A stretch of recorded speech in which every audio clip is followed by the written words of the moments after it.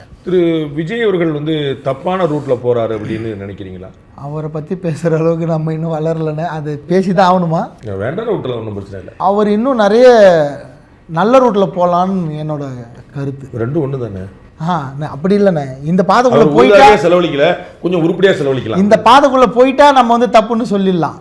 அது போல இன்னொன்று அவர் வந்து அவரோட ஃபாலோவர்ஸ் அவ்வளோ பேர் இருக்காங்க, இளைஞர்கள். அவங்களுக்கு இன்னும் கொஞ்சம் அவர் கூட்டணிக்கு வர்றாரா இல்லையாங்கிற பார்த்துட்டு அவர் பாதையை சொல்லலாம்னு முடிவு பண்ணிட்டீங்களா? அப்படி இல்லைண்ணே.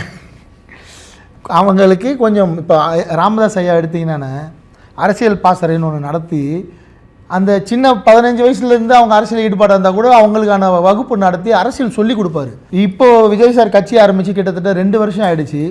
அவர் அவ்வளோ இளைஞர்கள் ஃபாலோ பண்ணுறாங்க. இன்றைக்கி வரைக்கும் அவங்களுக்கு ஒரு அரசியல் ஒரு கூர்மையை வந்து அவர் ஏற்படுத்துறதுக்கான எந்த வழிவகையும் அவர் செய்யலை, அதுக்கான முயற்சி எடுக்காமல் இருக்கார். கொஞ்சம் அவங்கள வந்து அரசியல் படுத்துனா அது தமிழ்நாட்டுக்கு நல்லதுன்ற, ஏன்னா அவ்வளோ இளைஞர்கள் அவரை வந்து ஃபாலோ பண்ணுறாங்க.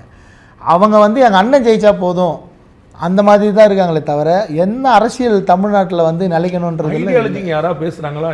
அதை பேசணுன்றது தான் நான் சொன்ன சரியான பாதை. விஜய் அண்ணன் ஐடியாலஜி பேசினாருன்னா அதிமுகவுக்கும் திமுகவுக்குமான ஒரு ஐடியாலஜி டிஃபரன்ஸ் நீங்கள் சொல்லுங்கள், நான் தெரிஞ்சுக்கிறேன். ஆனால் அது இல்லாததால் தானே இவ்வளோ ஆசிலேஷன்ஸ், இவ்வளோ பிரச்சனைகள் தமிழ்நாட்டில். அவங்க வந்து திராவிடத்தை ஃபாலோ பண்ணுறாங்க. அவங்கள ஃபாலோ பண்ணுறவங்க எல்லாம் ஏடிஎம்கே டிஎம்கே ரைவல் பார்ட்டிஸ், ரெண்டுமே சண்டைக்கு நிற்கிறாங்க. ஆமாம், அவங்க ரெண்டு பேருக்கும் கொள்கை வேறுபாடு என்ன?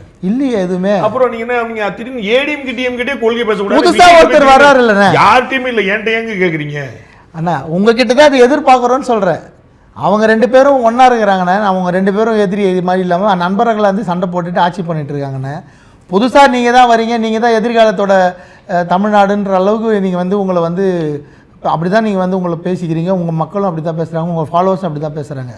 அப்போ உங்களை ஃபாலோவர்ஸை கூர்மைப்படுத்த வேண்டிய முக்கிய தலையாய கடமை உங்களுக்கு தான் இருக்குது. ஆஸ் எ லீடராக ஒரு லீடர் எப்படி இருக்காரோ அப்படி தான் ஃபாலோவர்ஸ் இருப்பாங்க.